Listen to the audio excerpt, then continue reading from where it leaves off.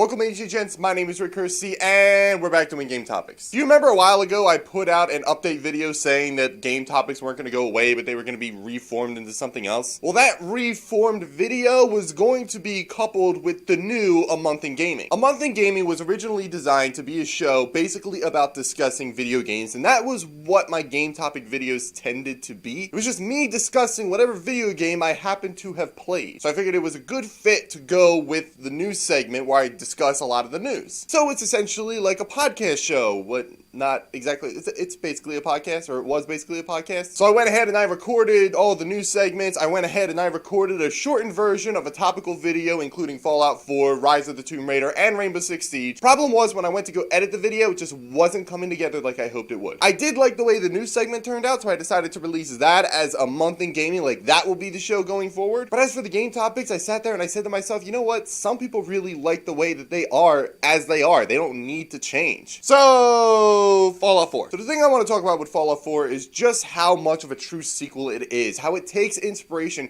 from the previous game, Fallout 3, and builds upon what is there. See, Fallout 4 is everything that you love about the Fallout franchise. Number one, it is in a post-apocalyptic nuclear wasteland. You play as a character that has a family, that has a child in this pre-apocalyptic world, and then the bombs start going off and you have to get to a vault in order to survive so that your family can survive. It's a little bit of a spoiler, but you get frozen and then fast forward 200 years and now you're in the nuclear apocalypse world that is Fallout. And you're basically given a sort of goal right at the start to give you a little bit of a driving force into the story. So that introduces you into the story. Obviously, I'm not going to get into that because that would be a little bit more into spoilers. But the thing I like about this game is how your character is learning about the wasteland with you. So if you've never played a Fallout game before, you don't know what to expect, that's fine. You don't have to play the previous game to understand things in this game. You may miss a couple of references, but none are truly important. But your character is learning about super mutants and rad roaches and ghouls, and if you've never experienced Fallout, you are experiencing along with him, or her, depending on what character you chose. And that was one of the things that I liked about Fallout 3. Fallout 3 did the exact same thing. The circumstances were a little bit different, but you grew up in a vault, and then you came out of the vault for the first time, and now you're just in this world, and you're not exactly sure how to deal with it. That was my experience with Fallout 3, where I learned about the world along with my character. All of these things are great role-playing elements because at the end of the day, Fallout is a role-playing game. It is along the same lines as a Skyrim game. It's made by the same people. But everything that you loved about Fallout 3 in terms of mechanics, in terms of combat, it's all back, but some of it might even be improved. For example, VATS. VATS stands for Vault-Tec Assisted Targeting System,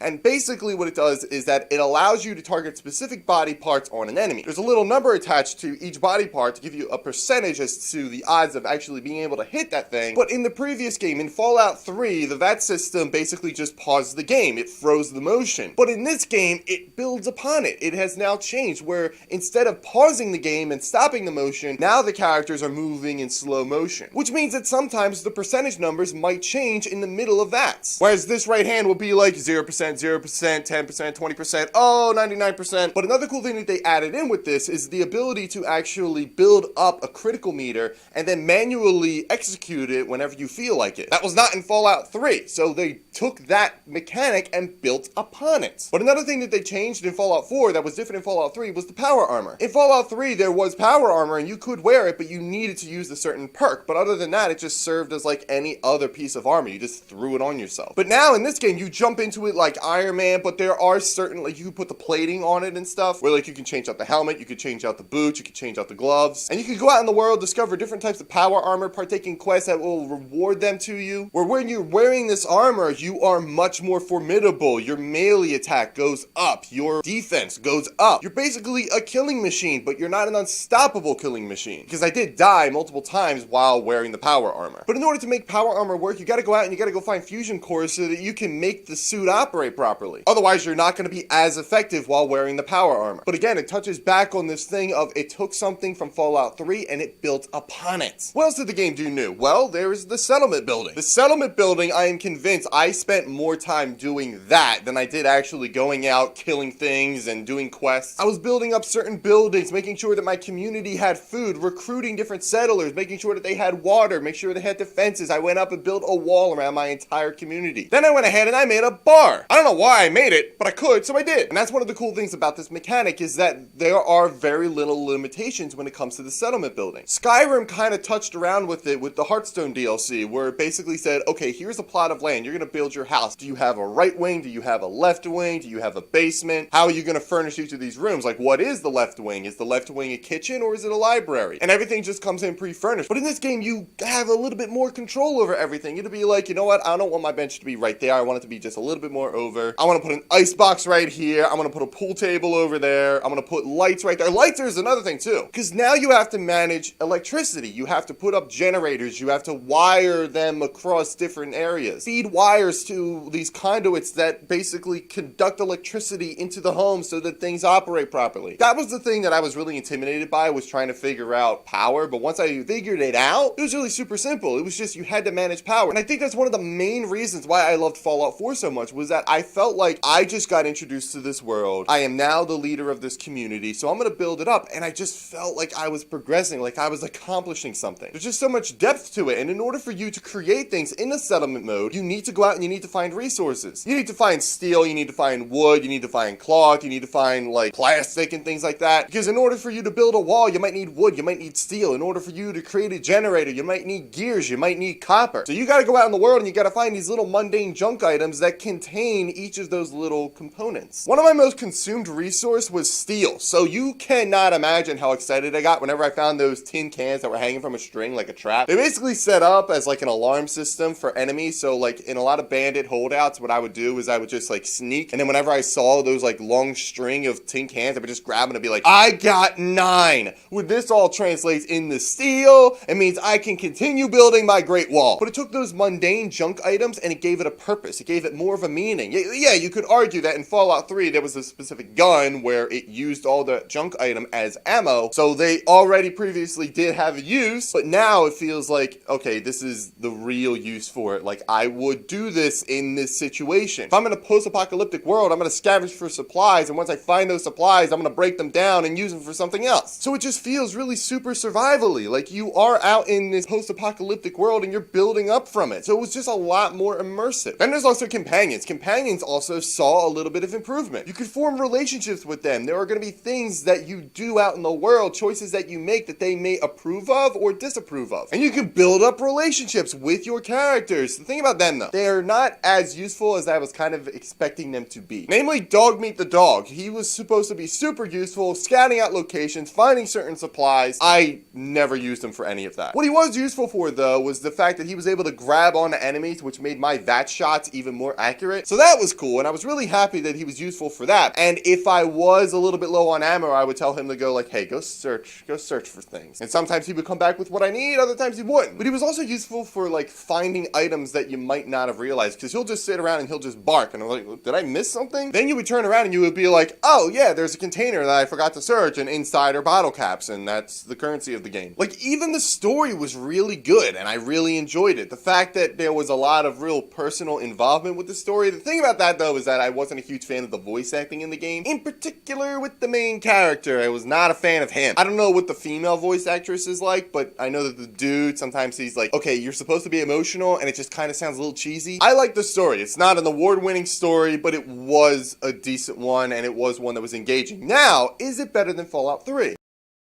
I don't know. I want to say no, but I'm not sure. So maybe not all the improvements that Fallout 4 had over Fallout 3 were necessarily good, but keep in mind, the story behind Fallout 4 is not exactly the highlighting thing about the game. You're not playing the game for the story. You're playing the game because you go out in the world and you complete quests. Because that's the thing about Fallout, is that you go out and you have a ton of fun just losing yourself in the world. There are certain things that you will find through quests. There are certain things you'll find just because you were wandering. There was one time I was playing the game, I'm just walking along, and then all of a sudden, giant crater in the middle of the ground, so I explored. Turns out there were a lot of ghouls down there, and those ghouls were protecting something that I would have really liked. And even the vaults too, like you go out and you discover these vaults, and each vault has always had something specific about them, like some sort of testing that they've done. One thing I remember about Fallout 3 is that there was this one vault that was playing white noise over the speakers and recording the way people reacted to it, how it affected them psychologically. I don't want to spoil some of the things that you find out in Fallout 4 because I haven't even discovered most of them, but the ones that I did find out, they were just just really cool. If you pay attention to the terminals and listen to the holotapes, there's some really cool in-depth stuff. But the thing about it is that it's not just about the gameplay, it's not just about the settlement building, it's not just about the story. There are other things about this game that are super engaging. Is it a perfect game? No, there are some things about it. Just like Skyrim and Fallout 3 before it, all these games are super ambitious, so there's going to be technical issues involved. Does that make it okay? No, but still, it's a little bit more forgivable because of the fact that what is there is majorly okay, just a little minor glitches here and there. Like say, for example, somebody's like animation freaks out for no reason, or I think I saw a video of one time, one of those vertibirds, those helicopters went just straight into the ground. For me, it was load times. I just got a little bit annoyed about the long load times. Think about what is loading behind that load screen. It is an entire world. So it's understandable that something like that has glitches. So let's come full circle here. Let's talk about this true sequel idea. Like, why is this such an important thing for me? And the reason why I like Fallout 4 so much, and the reason why I think it is a true sequel, is because I think that this is the standard in which a lot of games with sequels need to be held up to. Games should stop just advancing the story and telling the next story. They need to, with sequels, advance the gameplay. This is something that Call of Duty in particular has struggled with, being an annual game. The player base that Call of Duty has assembled doesn't like change all that much. They like what they have, and when you shift it, they freak out. I submit to the table Call of Duty Advanced Warfare. People do not like the advanced movement. I, however, thought that that was a way of building upon something that was already pre-existing. They were doing something that, as a developer, is a smart decision. They are trying to create a proper sequel. So they take the existing gameplay and they try to build upon it without breaking what was there and what people fell in love with. Now, the problem here is the Call of Duty fan base. I'm not trying to bash people that like Call of Duty, but the thing about it is that they don't like change. It's a damned if you do and damned if you don't kind of scenario. If you do change the gameplay, you're going to piss off your fans. If you don't change the gameplay, you're not going to attract any new fans. Because the people that don't like Call of Duty are upset at the fact that the game is the same game every year. But when the people try to change things, the fan base that is there get upset because they're not the same game. But you submit to the table Fallout 4. Fallout 4 took everything that was in Fallout 3 and it shifted things. It made it better. Maybe it might have misstepped a couple of times, but it was still a great game. It was everything Fallout. When I played it, I didn't think I was playing anything other than a Fallout game. I knew I was playing a Fallout game. And it was, at the end of the day,